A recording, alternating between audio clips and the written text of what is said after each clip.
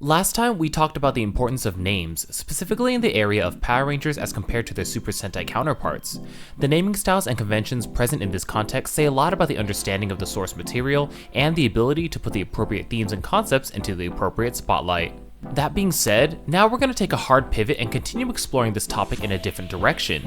Interestingly enough, the last video was actually brought about due to my thoughts on this topic, but towards a different yet familiar franchise, Kamen Rider. With regards to names and their importance in distinguishing characters and entire seasons, there isn't a whole lot of difference between itself and its sister franchise, Super Sentai, and its sister-in-law franchise, Power Rangers. While sharing a lot in common, Kamen Rider's naming style does have its own unique set of nuances. While Sentai characters, teams, and season names are done with the team uniformity in mind, the names of Kamen Rider lean more towards emphasizing their individualities. Even if writers act as a team more or less within a show, the very concept of Kamen Rider lends each writer to harbor their own individual characteristics and identities, calling for their own unique names. So, just like we asked in the last video, what goes into making a great Kamen Rider name? In what is essentially a part 2 from our original naming video, I want to take a moment to dive into what makes Kamen Rider names so distinctive, solidifying their places in the superhero time slot while also differentiating themselves as a franchise. So, without further ado, let's henshin and get to it. Structurally, Kamen Rider names operate similarly but still a bit differently from Super Sentai. As we last explored, Super Sentai has a pretty simple naming structure involving adjective, Sentai, team name. That in itself gives a lot of opportunity to add in some distinctive flair to make the team and season unique. Even if the adjective portion isn't as referred to in dialogue or just due to the name being shortened, this particular naming style feels very classic. Something about a preliminary description before the official name just adds the right amount of heroism. While this naming structure is simple, Kamen Riders is even more so. This franchise is literally built off the structure of Kamen Rider blank, and that's it.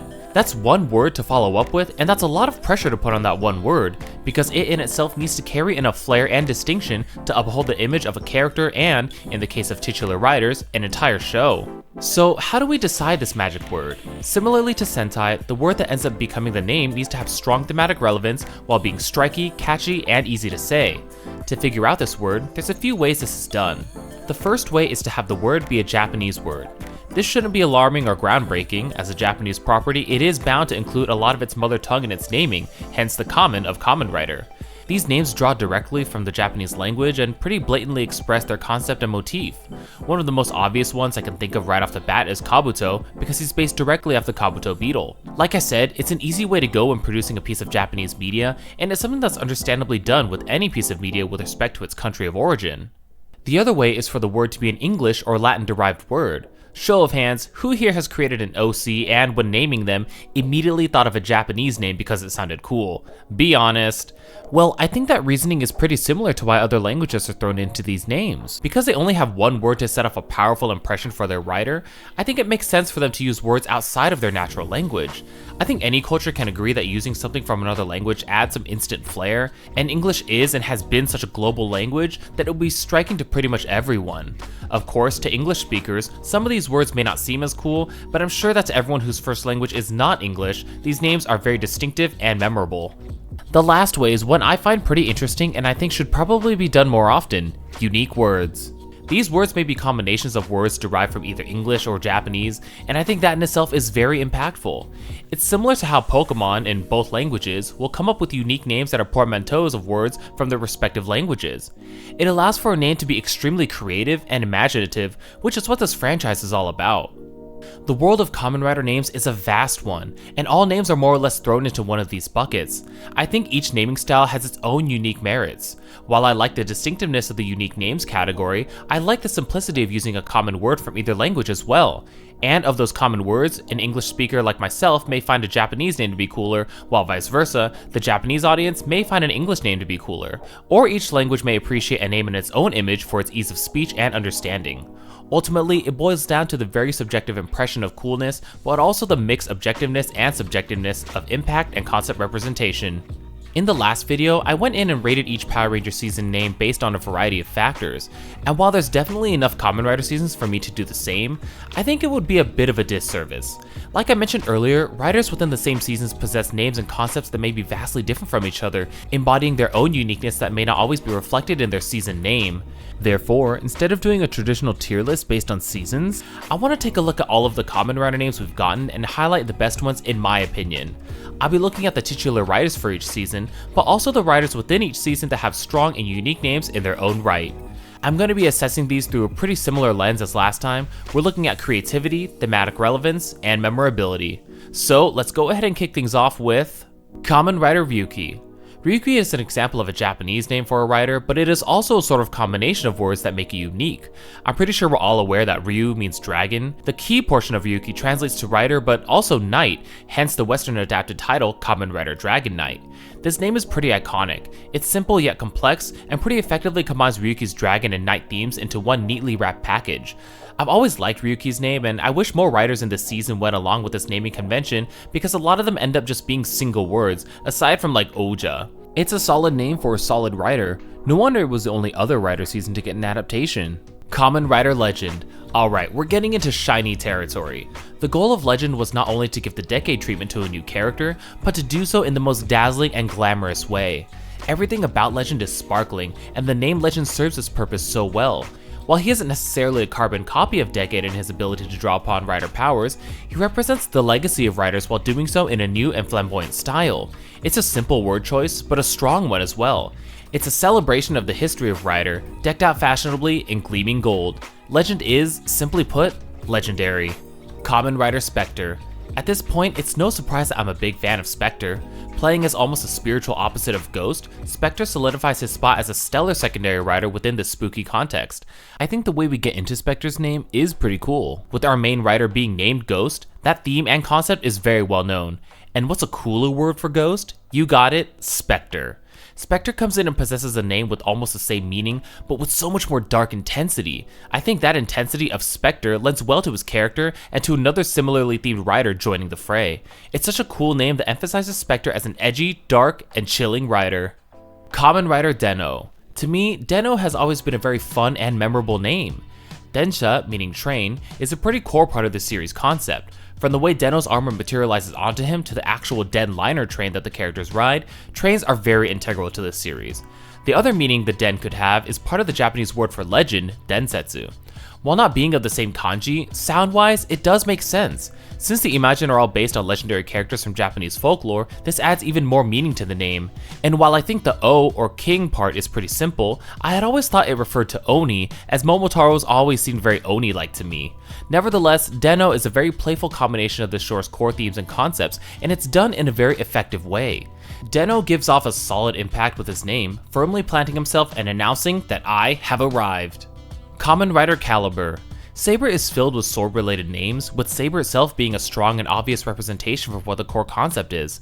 Caliber has definitely got to be the coolest of the bunch. Not only is it in reference to the legendary Excalibur, known as King Arthur's holy sword of heavenly proportions, but it's also in reference to the word caliber. While caliber is most notably used to refer to different firearm designations, it's also used to measure a person's skill and or ability. To have Caliber's name represent the holiest of swords and also be named after an entire measurement scale is undeniably intense. It really puts its power into perspective, with Caliber commanding immense power and might, but also the fear and intimidation that you might feel when facing someone you know is more powerful than you. Kamen Rider Evil and Kamen Rider Live. I know I've spoken a lot about Evil in previous videos, but this is really one of the names that sticks out to me a lot. The premise behind Evil and Live is that they are two sides of the same rider, with Evil being the identity when the demon Kagero is in control, and Live being the identity when Daichi takes over. It's a battle between good and evil and making reparations with your demon who is very much yourself, and I think that stands for a lot. It's pretty well represented in this name too, as Evil and Live are polar opposites of each other, so are these two names being converted into each other just by reversing themselves. It is pretty bold of them to just call an evil rider Kamen Rider Evil, almost to the point of blandness, but given the context, I think if there is any time for a rider to be named so obviously, this time is perfect. Evil and Live are great names that belong to one personification of the battle between our angels and our demons. Kamen Rider Faiz. Faiz is one of those names that I looked at, thought about it for a second, and made this kind of face. And not in a bad way. but I was like, wow, they really did that. Fai's, like many of these names, is multi-layered, but in a very interesting way. First and foremost, the riders in Fai's are named after Greek letters, with Fai's as being Fai. You can see the representation of this pretty blatantly on his outfit, with the symbol being worn on his helmet, albeit with a dash of design. The cheeky part of it comes with the numbers. Both Fai's and Kagsa input a series of numbers before connecting to their belts and initiating their change. Fai's in particular is 555, a set of 3 5s, bringing us to the creatively compounded word Fai's. To be fair, Kagsa is also a play on his number sequence, taken from Kyuichi-san, but that one has more creative liberties taken with it. Fai's name is so clever, so silly, and a really fun way to come up with a name that links multiple pieces of this concept together. Kamen Rider Sasord. Among all the riders in Kabuto, I've always loved Sasord's name. Each Zect rider is based off their respective insect, with Sasord's being a scorpion. Sasord is a pretty simple combination of 2 words, the Japanese word for scorpion, sasori, and the English word for sword, well, sword. And that's it. I'm not sure how else to describe it, but these words fit so well together. It's almost perfect that there would be a scorpion-themed rider whose primary changer and weapon is a sword. They could have easily used the English word for scorpion, maybe even just have left it as scorpion by itself, but the combination of 2 languages in this name is so perfectly fitting that I couldn't think of another name that better emphasizes Sasord's dual concepts. It pretty much dips itself into every bucket we mentioned in the beginning, and I love that it does. It is, without a doubt, a cutting-edge name. Kamen Rider Stronger. Yes, don't worry, I haven't forgotten about the Showa era. To be honest, I'm not really that experienced in Showa. I can't say I faithfully watched a Showa era rider in its entirety, and it doesn't usually find a place on my list if I'm ever ranking visual aesthetics or anything. But I will say that Kamen Rider Stronger is a strong name if I've ever seen one. I like how much it can imply with just this one word. Being a part of the early days of Showa Rider, the franchise needed to continue to bring new ideas to the table and reel audiences in with new and improved riders. And what better way than with Kamen Rider Stronger, a rider who boasts greater power and strength.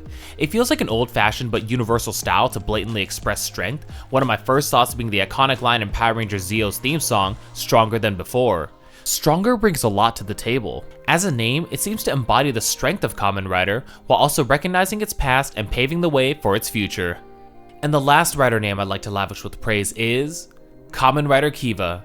Now, I started getting more into riders sort of around this time, and was getting sort of familiar with the interesting names that made up Rider's history and portfolio. When they announced that a vampire rider called Kiva was headed its way to screens, I sort of raised an eyebrow. I guess I was sort of expecting a word that I was more familiar with that was associated with vampires, like Dracula or Fang, but that was just it. That's the core of Kiva's name. While the vampire theme is pretty obvious, it's made even more obvious when Kiva, also appropriately named, bites into Wataru in order to initiate his horror-esque transformation. Fang, in Japanese, is Kiba, which you might be familiar with through Kiba Ranger from Die Ranger. With this as its base, Kiba is changed ever so slightly to Kiva, which could seem like an inconsequential letter change purely for style reasons, until you realize that it actually is to combine the first part of vampire. Kiva is another example of combining a Japanese word with an English one in order to create something super simple and super effective. Everything about this name works, and it ever so effectively embodies the sharp fangs that make vampires so terrifying and Kiva so powerful.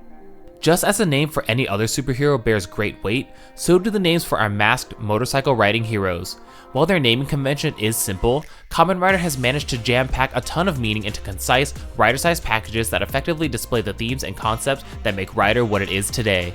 Since we've just gotten a look at the Kamen Rider Gov trademark, I can't wait to see how this name represents its rider and what other names we come across as we ride into the future. There are literally so many Kamen Riders out there with fantastic names, and I'm sure I may have missed out on a few that deserve some words about them.